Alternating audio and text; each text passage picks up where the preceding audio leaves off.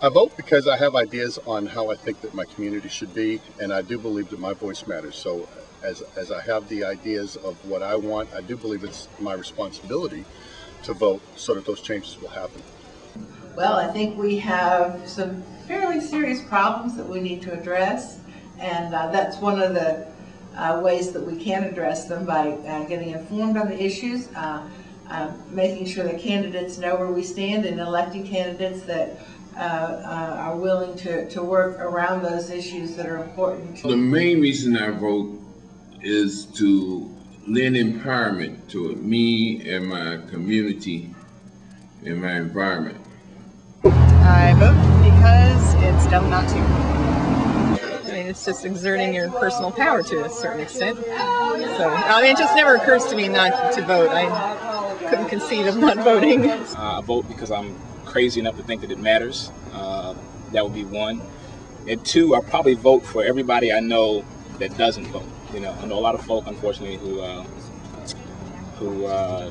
look way beyond the process of voting. They think it doesn't matter. You know, so I'm foolish enough to think that it does matter. It's easy to be cynical in this culture because there is a real concern about voting machines, and there is a sense that politicians are bought off by big money. But the alternative is that you're just giving in to that big money. Because I'm in the demographic of 18 to 24, and we have the lowest voter turnout, and so I feel kind of bad about that, and I want to be part of raising that percentage. There's no such thing as no vote counting, and that's, I think, a common response. People say, well, I'm just one vote, that doesn't make any difference, but in union there's strength, and in numbers there's strength. So there's a lot of money in it and a lot of influence. The mechanism is still there. They can't just tell us what to think. They can pay a lot of money to a lot of television channels and books and pamphlets and flyers and people to try to convince you of what to think. But when the time comes, you still have the opportunity to go in there and cast your ballot. It's one of the few remaining tools of democracy we have in a culture that is so manipulated by corporations and big money. In my community, there's not a great deal of financial wealth. So for the leadership in the community to influence, to impact them, you have to make an expression of a vote. I vote because I'm a poor person, and that's the only way I can get my voice heard in any legislation or so on. For so many reasons. Yeah, it's just I like taking part in our democracy. I'd rather be a citizen than a consumer. And the issues still remain of, are there candidates that you even want to vote for? Are there issues that you even care about? But those things to me are secondary, because if you don't vote, if you don't participate, then there never will be those things. The issues you care about will never be addressed. And the candidates you want to vote for will never come out, will never raise their hand to speak for you, because you're not willing to speak for you. And that's why I vote. I vote because I see myself as a legislator's boss, and if I don't do my job by voting, then I can't get mad at them for not doing their job, and I like to get mad, so that's why I vote. One thing that I kind of keep in mind whenever I think about missing an election day, if you don't vote, you can't bitch. So go vote. I would say that if a politician don't care about you, the first response, in my opinion, is to fire that politician. The only way you can fire that politician is by voting. And if he don't care about you, he don't care about you because you're not voting. That's been my experience. You should be taking an active role. If there's bad politicians out there, it's partially the fault of the people that aren't taking part, that aren't paying attention, that aren't standing up.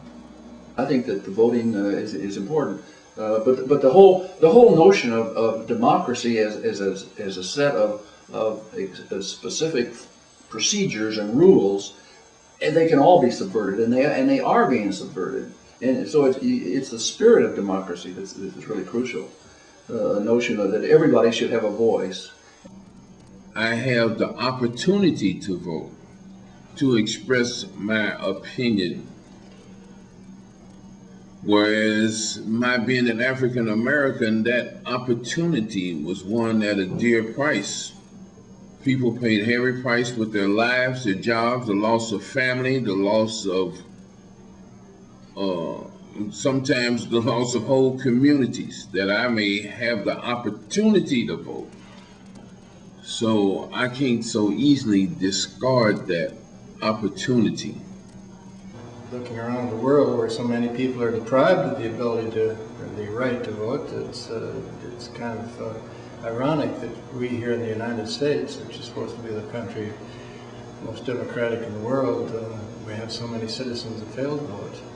Because we don't have to fight for the vote, we take it for granted, and so it's too easy not to use it. I can remember those images coming from the Edwin Pettus Bridge in Selma, Alabama, where blacks were beaten and killed trying to get the right to vote. It's a right that we all need to observe. A government of the people, for the people, by the people, it should be the people. And we've come a long, far away from that, and I don't know how close we ever were. But if the one thing stands, that the mechanism is still there. I vote because it really is a democracy of sorts around here, as hard as it is to continue to believe that sometimes. And so each year, I get to go in this little booth all by myself and pick out the people that I really want to represent me in our government. Because I feel like everyone should just take a little bit of time, maybe go to the website the KFTC has and learn about the candidates, because it doesn't take that long. And I mean, you should just be able to participate just that little bit. No, actually voting didn't come to me immediately. I joined the military when I was 18, and I went off and I traveled the world a little while. And I never really got involved in the election process because I felt like I was so distant from it.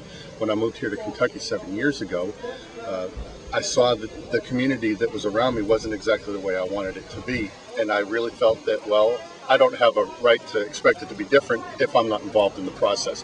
So I realized it was my responsibility at that time. I think if you're going to have a voice and speak out about how things should be in our society, then you should take the time to think about it. You should take the time to act on it.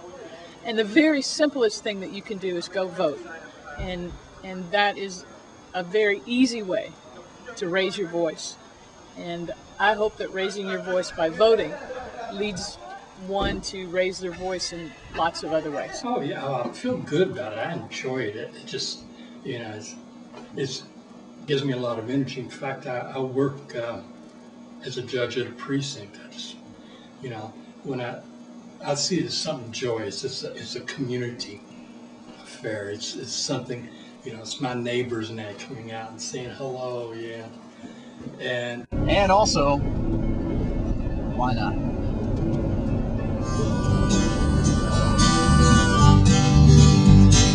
Time is the line that lies out far in this road I'm traveling on. Though beyond me are hours of joy and pleasure and friends that have gone. Them dead lost fortune, maybe death, maybe laughter I can't see. Oh, that time holds in its hands, oh, the way this road winds just enough to me. Saying goodbye to the ones that love as the roads split off and head their separate ways. It's the hardest thing I've ever done, the greatest challenge that I've ever faced. Well, God's great plans unfold now.